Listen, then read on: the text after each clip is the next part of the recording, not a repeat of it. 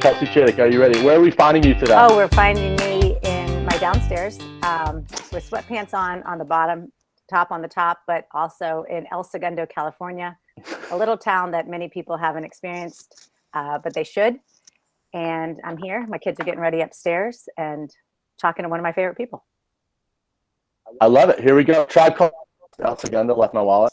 Right. Unbelievable. There must be some joke there between like party on the bottom, party on the top, something like that. But maybe we can explore that. Like business on party the in the front, party in the back. Yeah, like a mullet but an outfit. Yeah. Anyways, I don't want to ruin all my jokes. I only have a handful. Speaking of comedy, the reason I wanted to reach out to you today, I've been noodling on this idea. During COVID, I spent a lot of time watching comedians in cars, which I love, Jerry Seinfeld, all that weird stuff, and just I've actually gone back and watched Johnny Carson, which is like crazy from the 80s, and like the pace of it with the jokes, and that's like a lot of way I spent COVID. And as I was telling you before we got on the pod, I was talking to these business school students, and I was like in Chicago, and I was like, you should go to the Improv. They have classes, and you know, if you want to become a better communicator, there's no better people than comedians. And I was like, I need to talk to my favorite comedian of all time, Kelsey. So, what do you think? Are comedians the best communicators? Can people that want to be better at speaking learn from comedians in terms of stage presence, writing, all that good stuff, reading a room? What do you think? I mean, hopefully you say yes. Otherwise, this will be a bad podcast. Yes. I mean, for me, humor is the great connector. Even a bad joke is better than no joke at all, because the bad joke makes people laugh because it was so bad. I don't know how to get to know people quicker or in a more intimate way than to say the thing that everybody wants to say but won't, or to call out the most obvious, awful thing that needs to be said. And so I think what happens is when you have a spirit of I'm just going to go for it, and I think we live in a culture where it might be a little bit harder, but all my jokes are like personal, they're not like broad, they're about like a unique thing of a person in a room or a situation. And so as long as you keep it that it doesn't offend anyone and you say it with a lot of love, I think it's like the best way to make people relax, to make people realize that you're not just an ass. Oh, wait, can we cuss on this? No. Yeah, you can. Sure. I almost said asshole. But yeah, just that, like, you just how do we say asshole. People... Yeah, I know. Sorry. Now you just said it. No, we got a problem. No, I like the only people I like are people I laugh with. I don't trust people that aren't funny. That's interesting. So before, like, I want to talk about your experience and how you came into comedy and actually doing stand-up and writing. Just like talk to the difference about being like a sketch performer, you know, being a writer, being a stand-up, being a comedic actor. Can you like just kind of lay down a baseline of those different skill sets and talk about how they interconnect? Some people are probably better at writing. Some people are probably better being on stage and, you know, like doing sketch and improv. Can you chat about that? Yeah. So, I mean, this is just my experience. I don't really know what it is for other people. I'm horrible at sketch comedy and I hate improv. So like, don't ask me to be a cat. You know, like I'm not someone that's like, oh, I'm going to act like a bear in the woods, lost. Like I've tried it.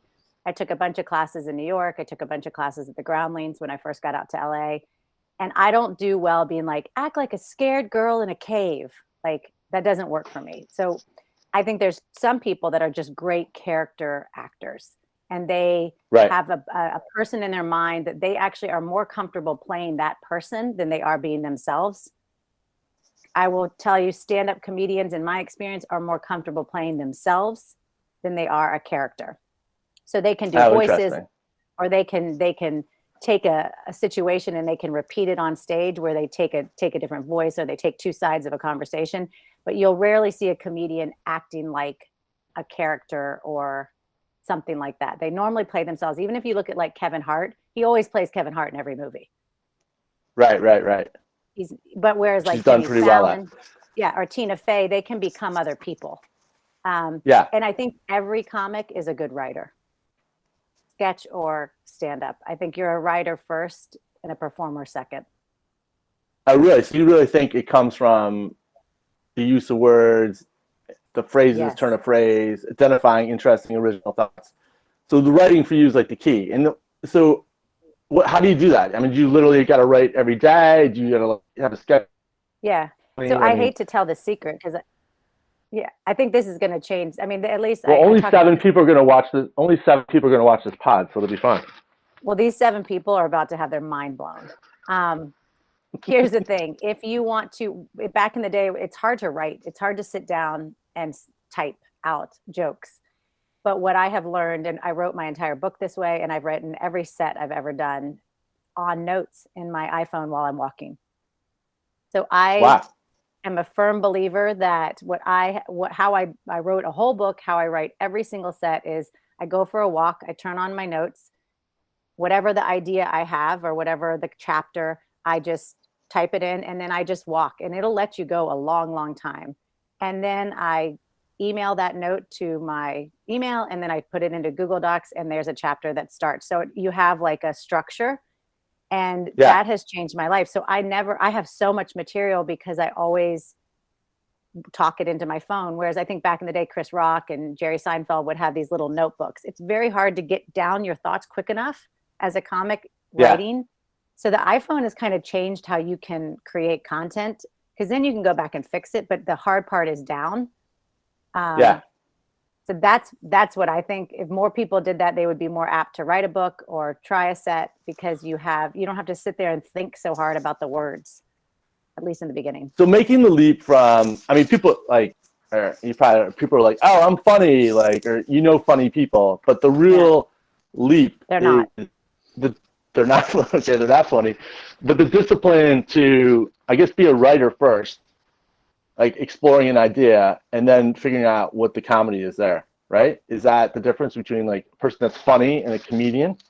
Exactly. So I think people mistake a funny idea to being able to present it in a funny way. So anybody's funny. A lot of people are funny at a party where no one's expecting them to be funny. So you might have a guy that says some cute quips at a party and you're like, that guy's kind of funny, but then if you were to put him on stage and everybody had paid to listen to him be funny, it would fall flat because the expectation is so much higher when you are the comedian than if you're just like a guy in a bar.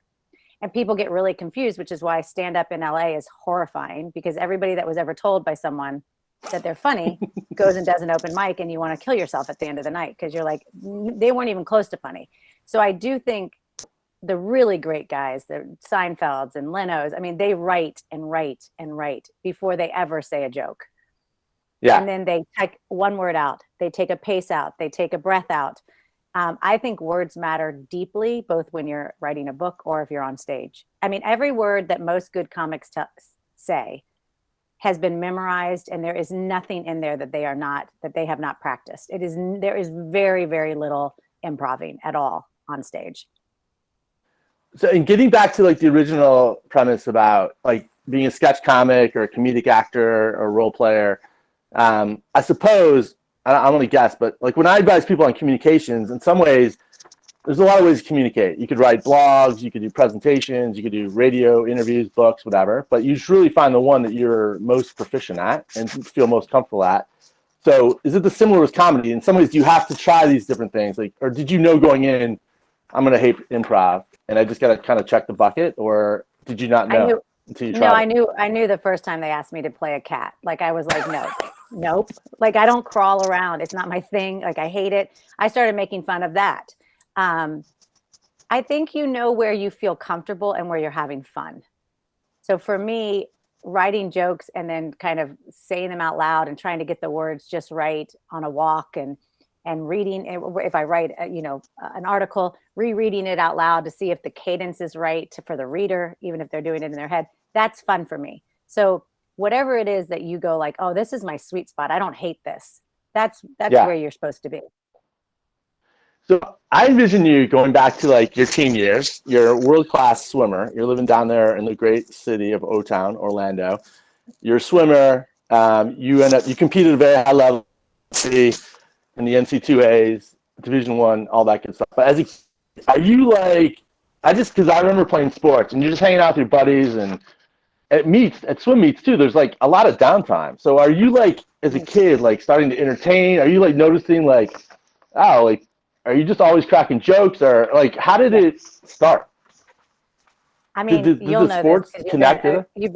You've been a good friend for a long, long time. I mean, the only thing I've always done is make fun of people. I mean, that's my full-time job in the most loving, thoughtful way. Out of love, 100%. It's always love. I actually never want to hurt anybody. I spend my day looking at what I think is ridiculous. So anything that I see, I say. And so I think I started that very young. Maybe I had a lot of downtime at swim meets. It's weird. I spent so much time underwater when I was a kid. Maybe that's why I talk so much now. I don't know. I'm going to look into that. But yeah, I think comics, stand-up comics and sketch are just, they're great observers of the world, and they love people. And they have questions about people with a judgment on them, but not a judgment as much right or wrong, but just that they're judging it from their perspective. And there's an emotion behind it. Most comics have an emotion about what they are talking about. So you have to, if you want to be a good communicator, there has to be emotion behind it. So that's why I think corporate speeches are so boring, because you're not allowed to have passion. You're not allowed to go high or low or make a joke. So you're just, comedy's funny because they're pissed or they're sad, or they're annoyed. So like when you're in Chapel Hill, like, did you take writing classes? Like, when did you know, like, oh my God, I like want to be a writer, I want to be a comedian? Or was it when you got to New York and did the grounding stuff? I took classes in New York because I just wanted to, but I don't think I had any idea. And when I got to LA, I knew I wanted to try stand-up. I don't remember why I wanted to, but I was pregnant when I took my first class with Jack. And I just remember sitting there writing with other comics in this like Greg Dean comedy class in Santa Monica. And I was like, oh, this is my place. And then we did a showcase at the Improv. And I remember the feeling I felt on stage when people were all laughing, and there was like this ebb and flow of like quiet, then laughter. And I was like, oh, this is my jam. This is what I've always liked in small groups, but I'm addicted to it in big groups. Although now I have no desire to get on stage to do that anymore. Sorry, that ended the story poorly. Yeah, I'd much rather write and just talk regularly and be funny within it, as opposed to having to have a set where everything hits. Oh, got it. Talk about reading a room, going on stage, capturing it. I talk to people like, even when they go on, say, CNBC, right? You have a 5-minute interview. You got to make a connection to the audience like in 10 seconds, right? And the producer's watching, the audience at home is watching. So, even going on stage, what's that like? Or am I over? Do you have 30 seconds? Do you have 2 minutes? Like, or is it like I got to nail this from the beginning? I mean, my advice always is, whether you get on a podcast or you get on a TV show, that you address something in the moment that's real, that isn't like already set in your mind, that you're already ahead of yourself onto your speech. So somehow making a connection or a joke within the first 10 seconds about something that's actually happening, like nice jacket, or, oh, wow, I'd look at those curtains behind you, Marc. Something that lightens it and connects you to that you are really here in this moment. That always helps me. That helps me on stage too, because then you kind of calm down. There's a quick laugh at the front. There's an understanding that you are here with the people. You're not just coming on to memorize whatever you've been running through your head the last 3 days to prepare. And then everybody relaxes. And then all of a sudden you start having a conversation within your speech that you have already written. That would be my right. I've been listening to, there's so many good pods now, but even like Chris Rock, or the other day I was listening to Whitney Cummings, and they were talking about sometimes they just like to go to small clubs. Like they like to drop in to say Indianapolis, and and they're intentionally working on, they go up to stage with like a notebook, and both of them were saying that's like some of their funnest, most enjoyable time being on stage, because they've told the audience, hey, listen, like this isn't perfect. I'm here to work on some stuff. Let's have some fun. Talk about like giving into the audience or connecting with the audience, and or identifying the elephant in the room, so to speak. Yeah, and I think why they have fun doing that is because everybody made an agreement, because they told the truth. They said, I'm working on this, and the crowd goes, oh, awesome, we're going to do this with you. And so the agreement between the presenter and the audience needs to be there, that everybody's here for the same reason and we're all going to have fun. And so I think that's the important part. Like, being real and saying when your joke sucks, like that shit sucked. That's where the laugh comes, is that shit sucks. It's not that you don't, like, being really bad is really funny. It's hysterical actually, because those people in the chair are like, man, I wouldn't do it for a second. And like, thank God you just said what we already were thinking. Now we don't have to think it. Now we think you're funny. We thought you were horrible. Then when you said you're horrible, we relaxed, and now we think you're hysterical. So since we're not going to see you on stage anymore, which I think is a shame, maybe you'll change your mind in 5 or 10 years. I'm 60, talking about 60s, like it's going to be your golden decade. Wow, that's like 20 years away though. Yeah, but I'm getting that face lift that I told you about. Okay, cool. That'll be good for Naples Island. Is that Naples, Florida? Anyways, that's Naples, Florida. Nectar Island. City of the future. Yeah. Nectar Island sounds better. So tell me about like writing. So like where do original thoughts come from, and how do you know it's the right, you put down the right words? Like I actually find I do my best copy editing after I hit send, right? Like of course. Classically in emails, I'm like, oh my God, like I do the best work after it's out there. How do you know? Like, is it just you got to trust the process, or you're just like, I've worked on this as much as I can, and I got to hit send? Like if you're writing a book or an article, the thing I find is that you write it and then reading it out loud is most important always. Doing a set out loud, doing a speech out loud, sending it to a friend. Your wife has copyrighted a ton of my stuff. Like and also taking a little space between it. So a lot of stuff that I write, I then send to myself over email and act as if I'm the one receiving it. And then you can see very quickly where you want to make the changes. But I mean, out loud, to me, it's a pace. To me, good writing is about a pace. It's not the words. It's not what you said. It's like, do I feel like I'm on a journey through this email or this book or this comedy? If it feels good out loud, I think you're in a good spot. You can write something you think is really great, and then when you read it out loud, you're like, that was choppy or too long, or I don't need that. So, I mean, I read everything I do out loud. So when you read your own stuff, let's say you read somebody else's, if you just pick up, like a romantic fiction book or something like that, like do you read other people's work out loud as well to try to figure out their cadence? You never do? It's always No, but when I read books, I can tell who's a good writer and who's not, because I either feel taken care of or it feels like choppy or too long. There's just like music, writing has a flow to it. And when there's no flow, you can feel it. But did that come to you naturally, or is that like your comedic training, or just taking different classes, or I was just getting in the trenches and? No. Okay. Next question. I think you get better I think you start to get what it sounds like when it's right. And so just like anything, you get better at it, and you start to notice. For me, this is going to be shocking to all the viewers, but I talk too much. I write too much. So I am now very clear that my first couple of runs are just way too wordy, but that's how I do it. And then I take everything out. So I probably, if I submitted a book proposal, it'd have like 80,000 words in it. And by the time it goes to print, it would have about 50. Yeah. Because less is more.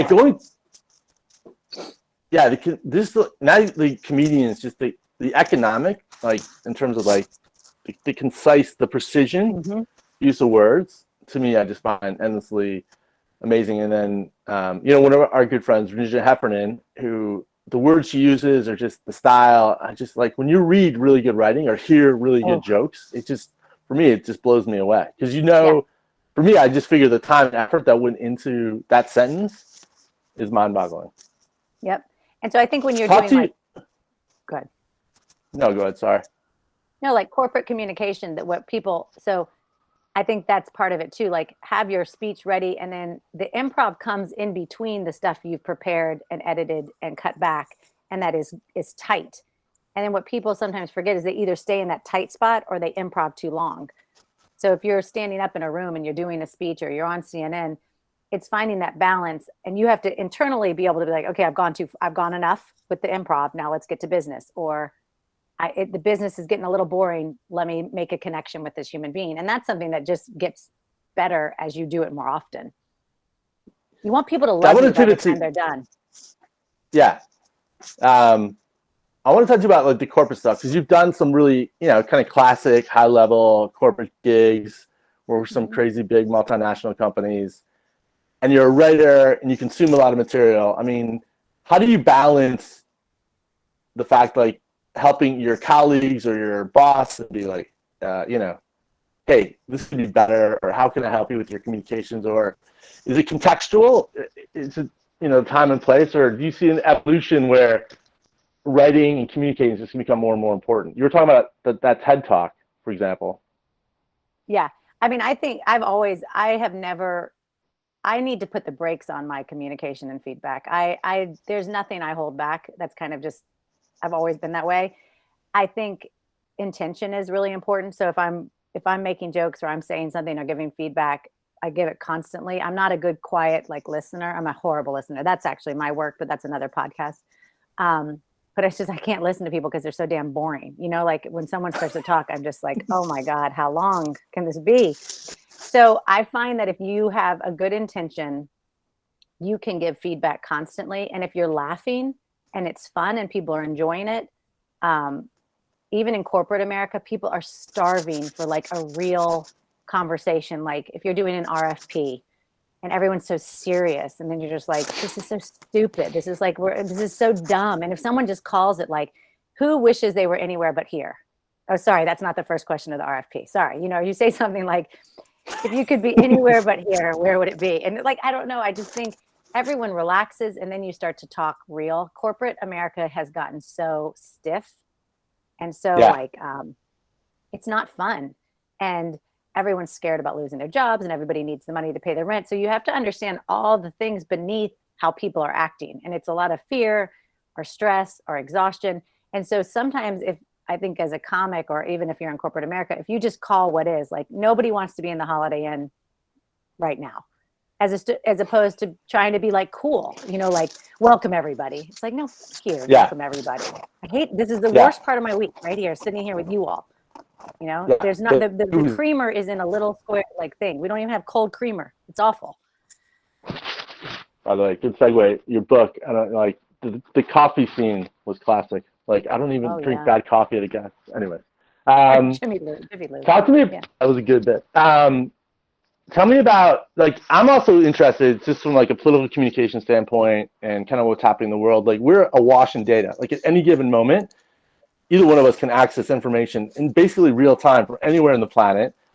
Everybody is much more connected and smarter. So this idea of being authentic, the cat's kind of out of the bag.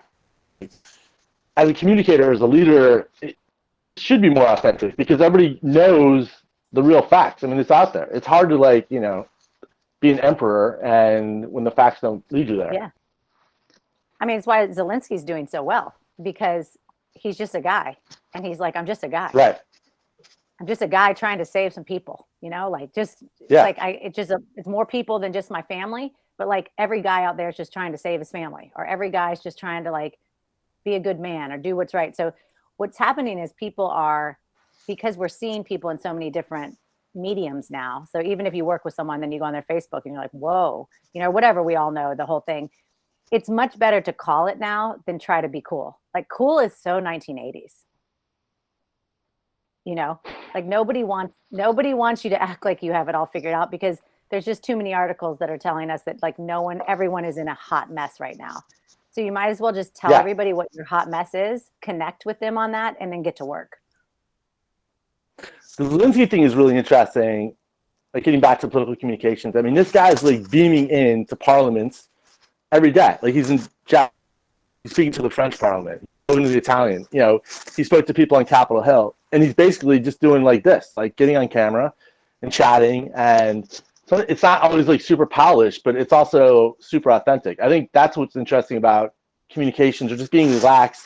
And maybe this gets back to being a stand-up.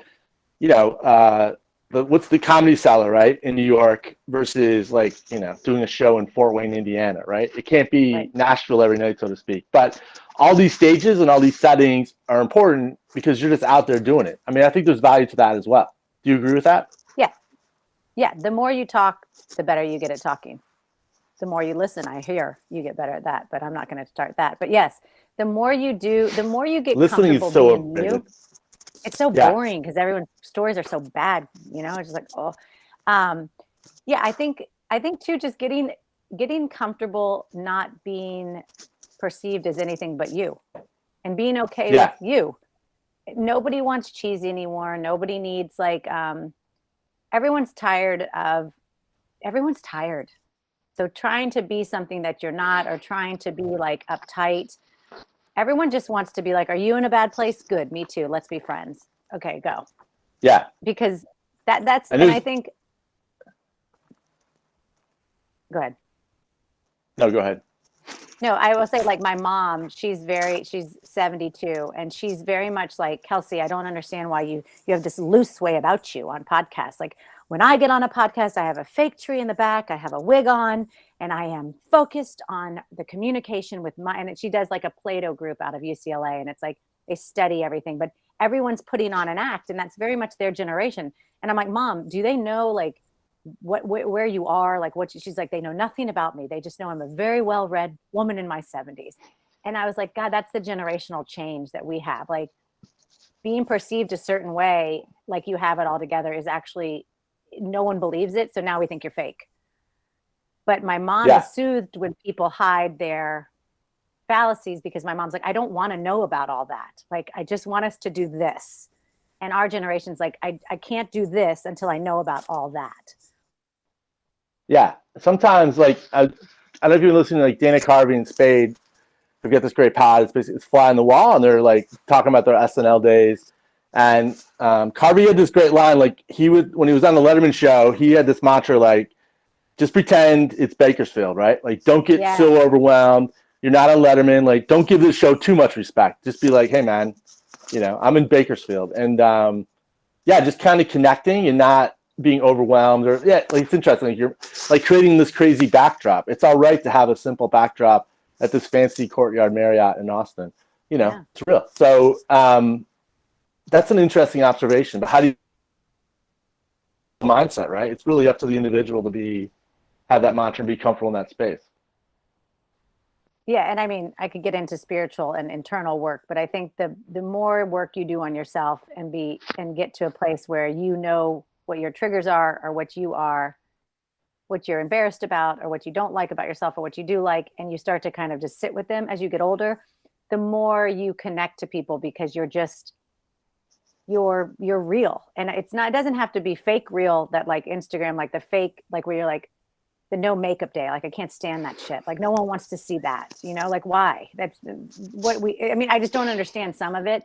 We don't need to go so far, but we need to say, like, this is who I am. If you're coming from a good spot, if you're not mean-spirited, if you're not slapping people in the face at the wrong, like whatever if you're doing no harm, I think you're in a good spot to just be you. And I think when I think about the book, what most people say, and what I realize is it's the first honest thing I've ever really done in my life, because I didn't care what anyone thought, because it was my story.